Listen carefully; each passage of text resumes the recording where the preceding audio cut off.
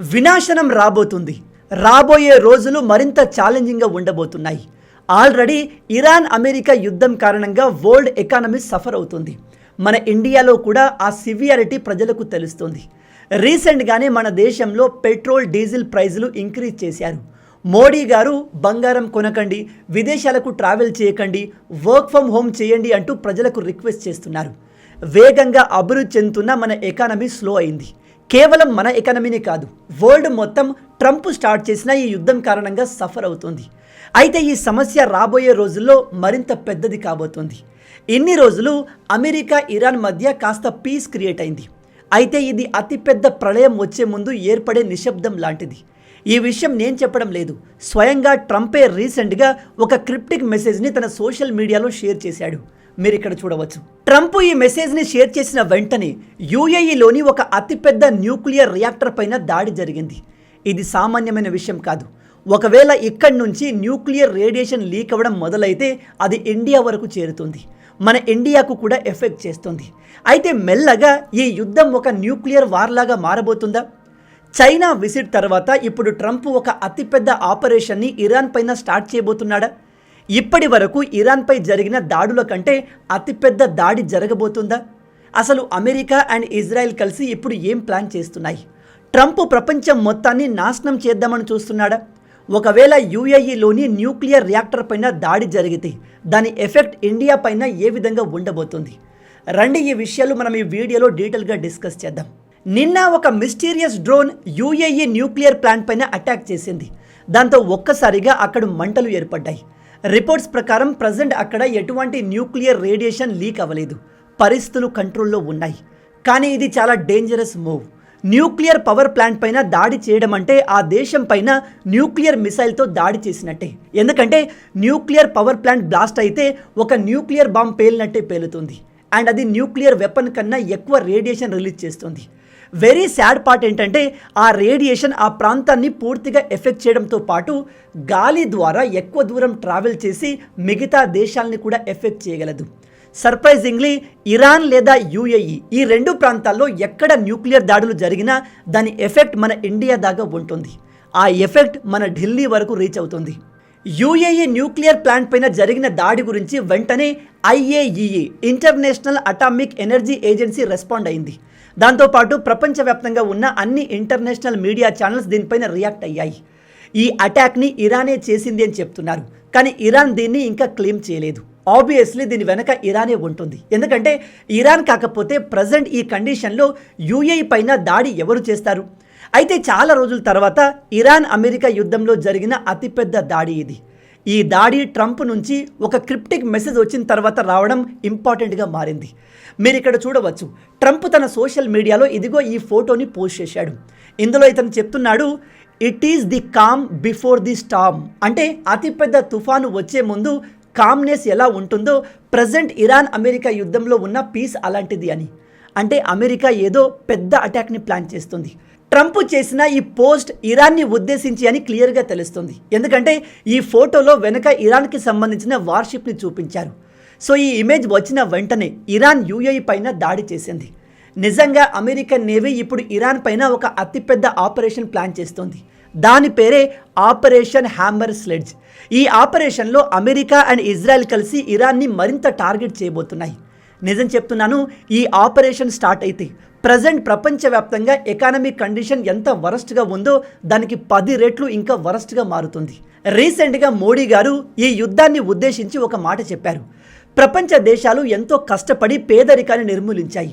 కోట్ల మంది ప్రజల్ని పేదరికం నుంచి బయటకు తీసుకువచ్చారు. కానీ ఈ యుద్ధం ఇలాగే కంటిన్యూ అయితే మనం చేసిన కష్టమంతా వృధా అయిపోతుంది. మళ్ళీ కోట్ల మంది ప్రజలు పేదరికంలోకి నెట్టబడతారు అని చెప్పారు. ఇది 100% నిజం. ఎందుకంటే ఇలాంటి పెద్ద యుద్ధాల కారణంగా ప్రపంచ ఎకానమీ ఎఫెక్ట్ అవుతుంది. దేశాల అభివృద్ధి ఆగిపోతుంది. अगर ये स्थितियां तेजी से नहीं बदली गई तो बीते अनेक दशकों की उपलब्धियों पर पानी फिर जाएगा. दुनिया की बहुत बड़ी आबादी फिर से गरीबी के दलदल में चली जाएगी. साथियों, ऐसी वैश्विक परिस्थितियों में आज दुनिया रेजिलिएंट सप्लाई चेन की बात कर रही है और तब भारत और नीदरलैंड मिलकर एक ट्रस्टेड, ट्रांसपेरेंट और फ्यूचर रेडी सप्लाई चेन बनाने में जुटे हैं. ఎప్పుడైతే దేశాల అభివృద్ధి ఆగిపోతుందో అది గ్రౌండ్ లెవెల్లో ప్రజల్ని ఎఫెక్ట్ చేస్తుంది. ఉద్యోగాలు పోతాయి, రెవెన్యూ తగ్గిపోతుంది, తినడానికి తిండి లేని పరిస్థితులు కూడా ఏర్పడతాయి. అయితే అమెరికా అండ్ ఇరాన్ ఈ విధంగా న్యూక్లియర్ ప్లాంట్స్ పైన దాడులు చేసుకోవడం, న్యూక్లియర్ అటాక్లు చేసుకోవడం కేవలం ఆ దేశానికే కాదు, ఇది ఇండియాకు కూడా చాలా ప్రమాదం. ఎలాగో చెప్తాను, జాగ్రత్తగా వినండి. ఒకవేళ అమెరికా ఇరాన్ పైన అతిపెద్ద న్యూక్లియర్ దాడి చేస్తే ఇరాన్ ఆబ్వియస్లీ ఆ దాడిలో పూర్తిగా డెస్ట్రాయ్ అవుతుంది. మిగిలిన ప్రజలు అక్కడ లీక్ అయిన రేడియేషన్తో ఎఫెక్ట్ అవుతారు. కానీ ఆ రేడియేషన్ కేవలం ఆ ప్రాంతానికే పరిమితం అవ్వదు, అది అక్కడి నుంచి వేల కిలోమీటర్లు ట్రావెల్ చేయగలదు. ఇరాన్లో క్రియేట్ అయిన న్యూక్లియర్ రేడియేషన్ మన ఇండియాలోని ఢిల్లీని చేరుకోగలదు. అది ఎలా అంటే వాతావరణంలో హై ఆల్టిట్యూడ్ విండ్ కరెంట్స్ ఉంటాయి. ఆ గాలి కేవలం ఒక ప్రాంతంలో ఉండదు, ఒక ప్రాంతం నుంచి ఇంకో ప్రాంతానికి ట్రావెల్ అవుతూ ఉంటుంది. ఎక్కడైతే పీడనం ప్రెజర్ తక్కువగా ఉంటుందో ఆ ప్రాంతానికి గాలి ట్రావెల్ చేస్తూ ఉంటుంది. మీరు ఇక్కడ మ్యాప్ని చూసినట్టయితే ఇది high altitude wind current map. ఇరాన్లో మొదలైన విండ్ కరెంట్స్ ఆఫ్ఘనిస్తాన్ చేరుతాయి, ఆఫ్ఘనిస్తాన్ నుంచి పాకిస్తాన్, పాకిస్తాన్ నుంచి మన ఇండియాకు చేరుతాయి, ఇండియాలోని న్యూ ఢిల్లీకి చేరుతాయి. ఒకవేళ ఇరాన్ పైన న్యూక్లియర్ దాడి జరిగితే ఆ న్యూక్లియర్ రేడియేషన్తో ఫస్ట్ ఇరాన్ కంప్లీట్గా నాశనం అవుతుంది, తర్వాత ఆఫ్ఘనిస్తాన్ అండ్ పాకిస్తాన్ నాశనం అవుతాయి, అండ్ కొద్ది ఎఫెక్ట్ మన ఇండియా పైన కూడా ఉంటుంది. ఈ న్యూక్లియర్ రేడియేషన్తో మన నార్త్ ఇండియాలో ఉన్న చాలా వరకు పంటలు, మన ఈకోసిస్టమ్ భారీగా దెబ్బతింటుంది.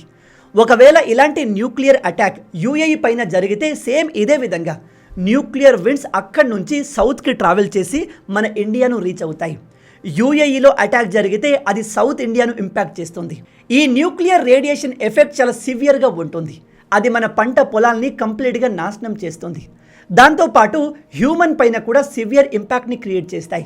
విషయం ఏమిటంటే ఈ న్యూక్లియర్ రేడియేషన్ మన హ్యూమన్ బాడీని ఎంత దారుణంగా డ్యామేజ్ చేస్తుంది అనే విషయాన్ని మనుషులు ఇంకా పూర్తిగా తెలుసుకోలేదు, దానిపైన ఇంకా రీసెర్చ్ జరుగుతుంది. అంతటి ప్రమాదకరం ఈ న్యూక్లియర్ రేడియేషన్. ఓవరాల్గా చెప్పేది ఏమిటంటే న్యూక్లియర్ అటాక్ ఇరాన్ పైన జరిగినా, యూఏఈ పైన జరిగినా ఖచ్చితంగా మన ఇండియన్ సబ్ కాంటినెంట్ పూర్తిగా ఎఫెక్ట్ అవుతుంది. కానీ దాడి చేసిన అమెరికాకి, ఇజ్రాయెల్కి పెద్దగా ఇబ్బంది ఉండదు, ఎందుకంటే high altitude wind currents west నుంచి ఈస్ట్ వైపుగా ట్రావెల్ చేస్తాయి, కానీ ఈస్ట్ నుంచి వెస్ట్ సైడ్కి ట్రావెల్ చేయవు.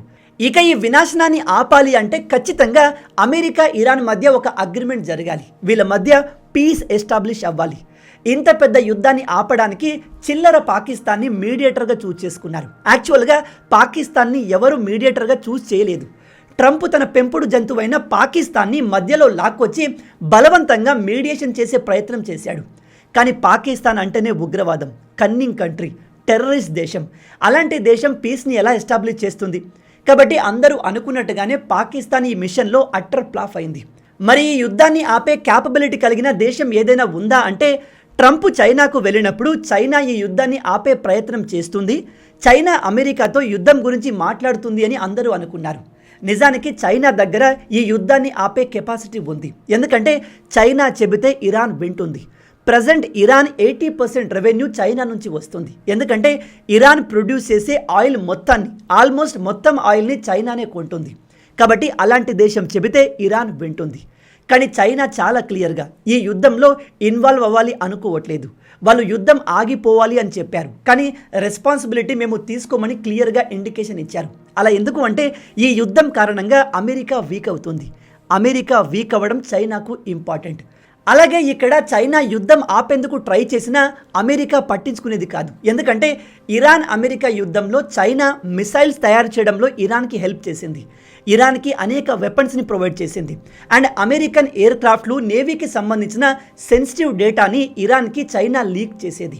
కాబట్టి క్లియర్గా చైనా పవర్ఫుల్ కంట్రీయే, కానీ యుద్ధాన్ని ఆపేందుకు రైట్ క్యాండిడేట్ కాదు. మరి యుద్ధాన్ని ఆపేది ఎవరు అంటే మన ఇండియా. మన ఇండియా ఇరాన్ అమెరికా మధ్య మీడియేషన్ చేయడానికి ఒక పర్ఫెక్ట్ కంట్రీ. ఈ విషయాన్ని మన భారత మీడియా చెప్పట్లేదు, మన డబ్బాని మనం కొట్టుకోవట్లేదు, స్వయంగా ఒక సూపర్ పవర్ అయిన రష్యా చెప్తుంది. రష్యా ఫారెన్ మినిస్టర్ రీసెంట్గా ఇండియాకు వచ్చి ఈ స్టేట్మెంట్ ఇచ్చారు. ప్రజెంట్ పాకిస్తాన్ ఇరాన్ అమెరికా మధ్య యుద్ధాన్ని ఆపేందుకు ప్రయత్నం చేస్తుంది, కానీ మనకు లాంగ్ టర్మ్ పీస్ ఎస్టాబ్లిష్మెంట్ అవ్వాలి అంటే, ఈ యుద్ధం పర్మనెంట్గా ఆగాలి అంటే అది పాకిస్తాన్తో అవ్వదు. ఇందులో ఇండియా ఇన్వాల్వ్ అవ్వాలి. India is the only and best suitable country to establish piece between Iran and America అని ఆయన క్లియర్గా చెప్పారు. ఇప్పుడు మీలో కొంతమంది మనకు అంత సీన్ లేదు అనుకోవచ్చు, కానీ మై డియర్ బ్రదర్, మీరు రాంగ్. ఇండియాకి ప్రజెంట్ ఈ యుద్ధాన్ని ఆపే అంత సీన్ క్లియర్గా ఉంది, అండ్ కేవలం మన ఇండియాకే ఉంది. ఎందుకంటే ఇరాన్ అమెరికా యుద్ధంలో రష్యా మీడియేషన్ చేయలేదు, ఎందుకంటే రష్యా ఇరాన్కి సపోర్ట్గా ఉంటుంది. అలాగే చైనా కూడా ఇరాన్కి సపోర్ట్ చేస్తుంది. పాకిస్తాన్ అదొక ఉగ్రవాద దేశం, అండ్ వీళ్ళు ట్రంప్ చేతిలో పప్పెట్ లాంటి వాళ్ళు. కాబట్టి ఈ యుద్ధాన్ని ఆపడానికి ఒక న్యూట్రల్ కంట్రీ కావాలి. ఆ కంట్రీయే మన భారత్. మన భారత్ ఒక్కటి. భారత్ మీడియేషన్ చేయాలి అని రష్యానే కాదు, ఈవెన్ ఇరాన్ కూడా అడుగుతుంది.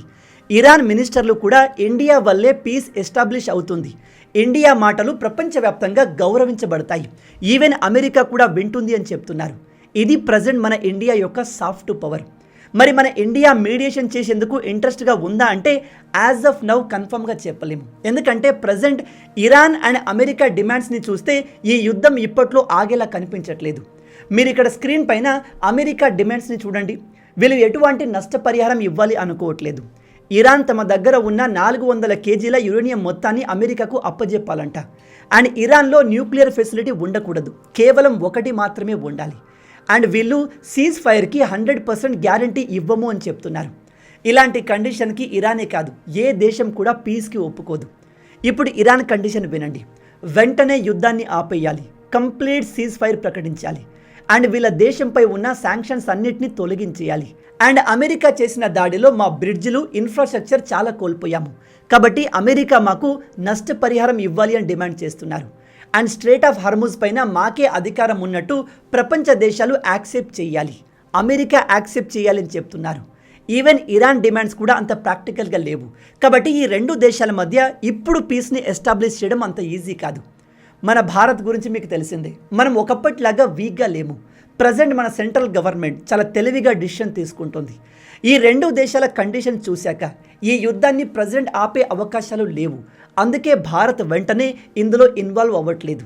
కానీ ఇప్పుడు ఈ యుద్ధం ఆగకపోతే ప్రపంచవ్యాప్తంగా వినాశనం క్రియేట్ అవుతుంది, అండ్ మన ఇండియా కూడా సివియర్గా ఇంపాక్ట్ అవుతుంది. అది ఎకానమీ పరంగా కావచ్చు, న్యూక్లియర్ రేడియేషన్ వల్ల కూడా కావచ్చు. కాబట్టి మన భారత్ ఈ మీడియేషన్ని ఇప్పుడు సీరియస్గా తీసుకుంటే బాగుంటుంది అని చాలా దేశాలు రికమెండ్ చేస్తున్నాయి, రిక్వెస్ట్ చేస్తున్నాయి. ఇప్పుడు మీరు చెప్పండి, ఇరాన్ అమెరికా మధ్య సీజ్ ఫైర్ కోసం మన భారత్ ట్రై చేయాలా వద్దా? లేదా ఇజ్రాయెల్ పర్మిషన్ లేకుండా ఈ యుద్ధం ఆగదు కాబట్టి మనం ఇందులో ఇన్వాల్వ్ అయి టైం వేస్ట్ చేయడం వేస్ట్ అంటారా? బై ద వే, ఇజ్రాయెల్ కూడా ఇండియా చెబితే వింటుంది, కానీ ఇజ్రాయెల్ ముందుగా తమ దేశ సెక్యూరిటీని చూస్తుంది. ఇరాన్ దగ్గర న్యూక్లియర్ వెపన్స్ రావడం ఇజ్రాయెల్కి ఏమాత్రం ఇష్టం లేదు. అండ్ ఇజ్రాయెల్ ఇరాన్ పైన మరిన్ని దాడులు చేయడానికి ఇప్పుడు ప్లాన్తో రెడీగా ఉంది. సో ఈ టైంలో మన భారత్ మీడియేషన్కి ట్రై చేయాలా వద్దా? నేను జెన్యున్గా ఈ టాపిక్ పైన మీ ఆలోచనలు తెలుసుకోవాలి అనుకుంటున్నాను. కాబట్టి కింద కామెంట్లో తప్పకుండా చెప్పండి. మొత్తంగా ఇవే ఈ వీడియోకి సంబంధించిన పూర్తి విషయాలు. ఈ వీడియో మీకు నచ్చింది అనుకుంటున్నాను. నచ్చితే అలా ఊరికే చూసి వెళ్ళిపోకుండా వీడియోని లైక్ చేయండి. మన తెలుగు యువతను ఎంత వీలైతే అంత దేశభక్తులుగా మార్చాలి అనే మిషన్తో పనిచేస్తున్నాము. మన ఛానల్ని సబ్స్క్రైబ్ చేసుకొని ఆ మిషన్లో మీరు భాగం అవ్వండి. రాబోయే వీడియోలో ఇంకో ఇంట్రెస్టింగ్ టాపిక్తో మళ్ళీ కలుద్దాం. అంటిల్ దెన్, జై హింద్, జై భారత్, భారత్ మాతాకి జై.